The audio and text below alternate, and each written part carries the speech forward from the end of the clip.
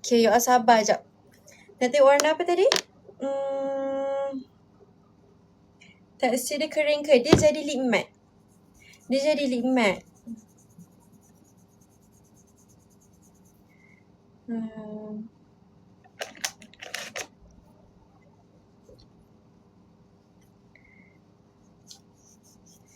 Okay, ni dekat tangan top 3. This one code Toffee Haze. Ni Toffee Haze. Nampak tu Toffee Haze colour dia macam tu. Cantik colour ni. Yang ini code Pink Macaron. Lepas tu kita ada colour Buttercream. This one Buttercream.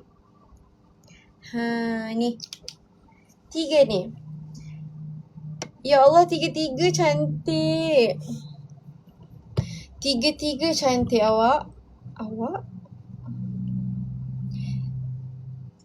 Pink Macaron this one. Ini colour Pink Macaron.